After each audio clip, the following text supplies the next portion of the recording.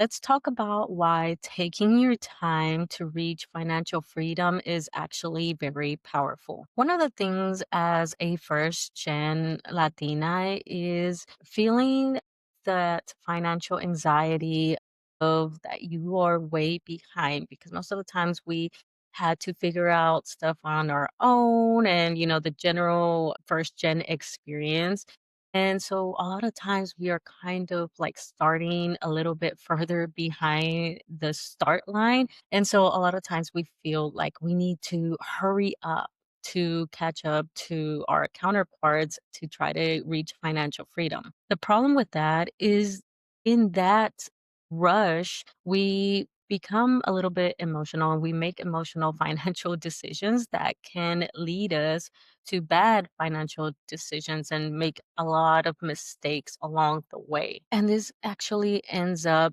prolonging our journey to reach financial freedom and financial stability because now we have to go back and fix all the issues that we made, all the mistakes that we made. I served in the Navy for almost 15 years. And one of the things that I did learn from the military is we had this saying of slow is smooth and smooth is fast. And basically, what this really means is that you want to take your time when doing a task because a lot of times, especially in the military, we definitely had this rush of getting things done, and that caused a lot of problems because a lot of people were just trying to like rush and get the task done for the day so they could go home. And then that would lead to issues because you did it wrong or you forgot a step or whatever. And then we have to go back and fix it. And let me tell you, a lot of us learned that the hard way, but that is something that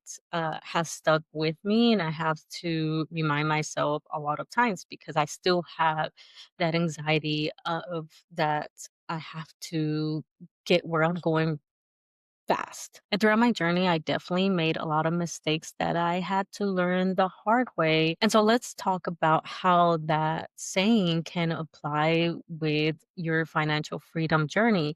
Because although we see it on social media of like these 20-year-olds, these 22-year-olds, they're reaching financial freedom or they're retiring by like 25 or 30 or whatever, it makes us feel rushed. And especially where we think that we need to be, a lot of us are in like our 30s and we may feel like behind from our counterparts. We see somebody, especially now with social media, it's really easy to feel like, what am I doing wrong? Why am I behind? Now I feel like I have to rush. And so you're scrambling, trying to figure out what to invest in, how to invest, saving up, and all this stuff. And it's just like stressing you out. And this is where I will see a lot of like first gen Latinas like struggle with because one, you're scrambling to try to figure out everything that you want to do. And so you go out there and buy all these books and try to research yourself till your eyes bleed. But a lot of times we get stuck. We overanalyze and then we either don't take action or we get so frustrated and be like, you know what? I'm just going to do it and just put your money anywhere or make a financial decision that was probably not the right decision for your financial goals. And so I am a real estate investor. I share my journey on my page and obviously here. And that is one of the things that I see all the time where, of course, people are like, oh, I need to invest in real estate. I need to buy rental properties because that's how I'm going to reach financial freedom and build wealth. And this is where a lot of new investors get in trouble. And this is where I got in trouble as well, is that I just jumped. I just jumped into it because I felt that rush, right? I felt the need that, oh, wow, I'm really behind. I really need to get into this. And I made some poor decisions with real estate investing that a lot of them I'm still fixing to this day, and some that I kind of, regret, obviously, but I've learned from them. And it's because I was trying to do everything so fast. I was trying to do everything like trying to catch up instead of doing like the motto says, slow is smooth, smooth is fast, because I was going fast and it was a very bumpy road.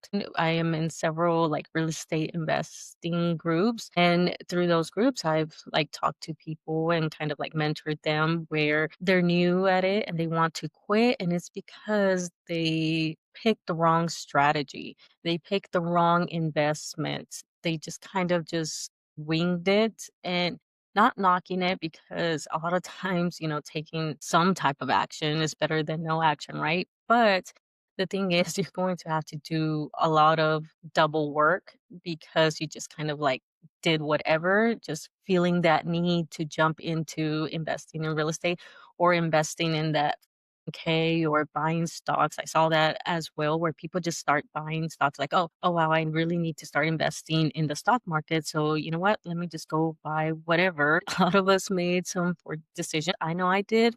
Let me tell you a story of one poor decision that I made, and I lost $1,500. It was young Violeta, and I was in that mindset where I was barely learning about personal finance, and I was like, "Oh wow, I'm not investing in the stock market. I really need to invest." I was technically investing because in the military we have our own version of the 401k. It's called a thrift savings plan. But I was investing in just like government, bond stock and stuff like that instead of like the actual stock market, which was giving me barely any returns. So I wasted a lot of years with that. And so because of that, when I realized that, I was like, oh wow, I need to really invest my money and catch up, especially at that time, I was working, getting my military paycheck, and I was going to school, and I had an internship. So I had a lot of cash coming in. So I was like, I need to do things. What did I do? I took it to YouTube. I started researching, and I fell for the trap of the stock bros. and I felt like, you know what, this is the way that I'm going to be able to catch up. And I made a very poor decision. At that time, there was this company called Wink, and this was very popular around COVID or earlier COVID because everybody was doing subscriptions and like getting stuff delivered. And so Wink was a company that delivered wine directly to your door, and you had like monthly subscription fee, and they would send you a box. And I did that throughout like I think this was 2017, and a lot of people were promoting it on social media. I saw a lot of like, YouTubers that I used to follow, and they would get sponsored with that, and that's how I joined the subscription. And I would follow them, and then they decided to kind of do some funding. They were selling stocks, and so they were asking for, I think the minimum was supposed to be 1,500.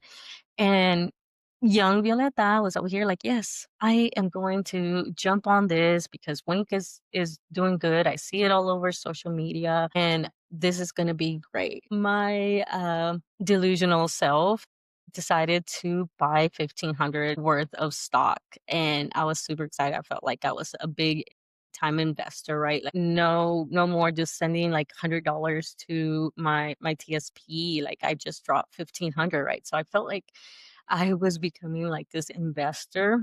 It didn't take long to realize that, as I learned more and I got some mentorship, they were like, yeah, dropping that much, you should have just done it in the regular, like in an index fund. Because then I learned about index funds, and I was like, oh, well, it should still be doing well.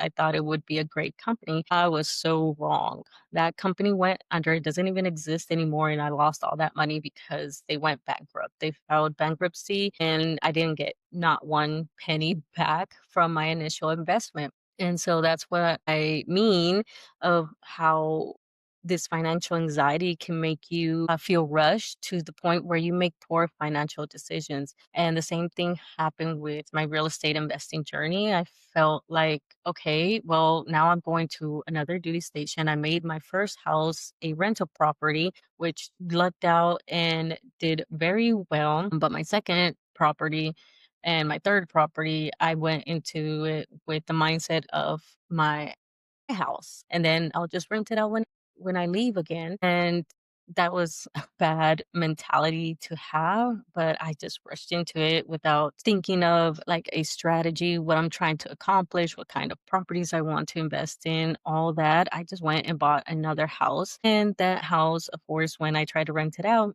did not cover the costs of not even the mortgage. So I was actually paying $200 out of pocket to have that house up for rent. And so then when I went to my third house, that one was also with the mindset of, you know what, this is going to be my house because at that time, then, my now husband, we moved together, we are going to build a family and all that stuff. So it became another buy where it was, hey, it's for me versus thinking of real estate investing. I thought about it a little bit. It's like, okay, it's California, it'll go up and everything, and I could rent it out. But I did zero research. And so I ended up buying a house for me. Now, I will say I kind of lucked out on both of them because when I sold them, I still made some profit. I made a lot of profit on the California one. And also, I did house hack them. So I still made some money off of them, but I lucked out on those two because it could have been really bad. I know a lot of new investors that aren't as lucky. And again, a lot of these decisions is because we are feeling rushed. And so I want to say, hey, it's okay to go slow and to take your time. It's easier said than done, right? Because we carry a lot of money guilt, decision fatigue. I know as the eldest daughter, I'm always the one that is making decisions, and I feel that pressure of, you know, making it because we want to make our parents proud and that their sacrifice was worth it. I definitely jumped into everything, like investing in stocks, investing in real estate. I just went for it. And although sometimes that's a good thing, right? Because there's a lot of people that don't even take that step because they are just that fear keeps them stuck. I've also had to do a lot of things, double the work. I had to do things, go back and fix the things that I did. So even though I've been investing technically in real estate for a little over 10 years, I didn't actually start making strategic moves and strategic investments until the last three to 4 years. You would think when I say, hey, I've been investing for 10 years, you would think that I would have reached a certain point in my investing, in my real estate investing career, right? That I would have already reached financial freedom and technically I am financially free. Now we're just working on my husband to become, replace his income. But I had to go back and redo a lot of things and change a lot of things because I just was like winging it. Now that I am going at a slower pace, I'm really taking the time to create a strategy and making strategic decisions. Things are definitely slower than what I wanted. Initially, I wanted to buy a property every year, but because I had to fix a few things from my initial real estate investing journey, it kind of, threw a wrench into that plan. But now I have pivoted and now I have a different strategy. Invest in multifamily properties now. And now I'm going to just focus on scaling and making strategic money moves and strategic investments so I can achieve the financial goals again. Right now is to replace my husband's income so he can actually be financially free, and then also support my parents during their retirement. Right. So I want to just share a few tips on slowing down, but also making strategic moves towards your financial freedom goal. The first one is choosing clarity over chaos. Obviously, you want to learn about whatever financial decisions you're going to make. If you're going to invest in the stock market, learn about index funds, research which platform like Fidelity or Vanguard or M1 Finance you want to use to invest, and how much are you going to invest, and really create a strategy for your investing instead of just saying like, "Oh, I'm just gonna invest it in Amazon or whatever and put all my money in there." Definitely take the time to get clarification on what each stock means and how it's going to affect and how is it going to grow. Same thing with real estate investing. Take the time to clarify what investments you want to go for because you don't want to just go for any property. You have to figure out what you can afford. Are you going to manage the property yourself? Do you have the time to do that? Do you want to do that? Because, tenants are going to be calling, or you're okay with that because you're good at fixing stuff and you're okay with being the handyman whenever things pop off and saves you that extra fee figuring out how fast you want to grow, how much debt you want to get into, how you want to fund these properties can get intimidating and can get overwhelming, but take your time figuring this out and learning about it. Now, a quick little selfless plug, if, investing in rental properties in the next year is something that you want to do, it's a goal of yours. I am planning to host a boot camp, a live version of my Keys to Cash Flow rental property boot camp in 2026. I want to have a small group and we're going to meet weekly. We're going to go over like figuring out your strategy, your goals, how to find deals and how to manage your properties, all of that, plus obviously mentorship and support with other Latinas that also are investing in real estate. The waitlist is open. It's going to be linked down below. So it's there if you are interested. Don't forget to actually take action, right? Because sometimes a lot of times we get stuck in the research phase and we get that analysis paralysis. There's a lot of things, a lot of times where I kind of like was, you know what, I'm just going to wait. And I have my own mentors that help me get through that little mind block sometimes that you'll have, and you're going to reach that at some point. But when you get clarity, it's going to help you push past that. And it's going to make your financial freedom journey less chaotic because you're being more strategic about it. The next tip is creating systems that you're going to be able to stick to. And this means like automating things, automating your bills, automating your investments. If you're investing in an index fund, calculate how much you need. If your goal is to max out your 1K or Roth IRA or whatever, then figure out what does that mean? How much do you need to put in weekly or monthly or whatever to be able to max that out. Same thing with investing in real estate. If you need to save up for a down payment, what does that look like? How much do you need to save up? Because depending what type of loan you are planning to get, what type of strategy is going to determine the amount of down payment you're going to need, and definitely what you're going to be approved for, the sales price. So you need to figure that out and then break it down into little chunks. It's like, okay, first quarter, I want to save up this much, second quarter, this much, and, and so on. So create systems for you that are going to help you achieve your financial goals. And don't forget to reassess those systems and make sure that they're still working for you, maybe like on a monthly, quarterly basis to make sure you're on track and that it's working for you. And the third tip I want to share is that if you feel that you're feeling rushed, you're feeling that financial anxiety and that guilt, it's time to address it because you can't just keep it in the back and just avoiding it and suffering through that. You really need to take the steps to try to address that. And there's lots of resources out there to help you overcome that financial anxiety and that financial trauma. Because if you don't learn to overcome that and address it and work through that, it's still going to affect you throughout your financial journey. And it's going to prevent you from making educated financial decisions because you might make a poor financial decision because you might be stressed out one day and your emotions get overwhelm you and then you're like, oh, whatever, I'm just going to, I don't know, not invest this month or whatever. And so you really need to address that.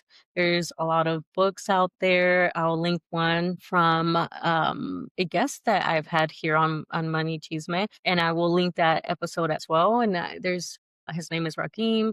And I've also had Stephanie Olano.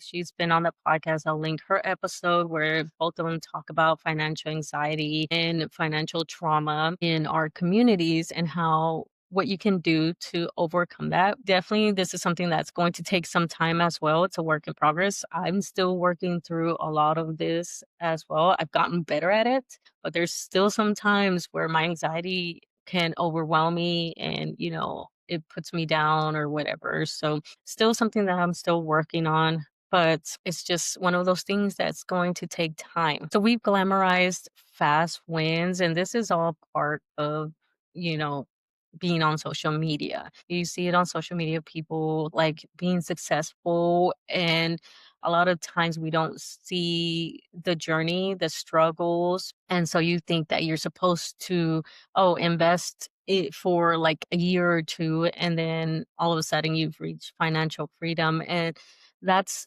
not the case at all. There's this thing called delayed gratification, is that we work towards something before we reap the benefits. And a lot of people have a hard time with that because of social media. We live in a fast paced world. And so we're always trying to do everything fast. We really need to learn to kind of slow down, because a lot of these overnight successes that you see on social media, they actually took a lot of slow, consistent steps.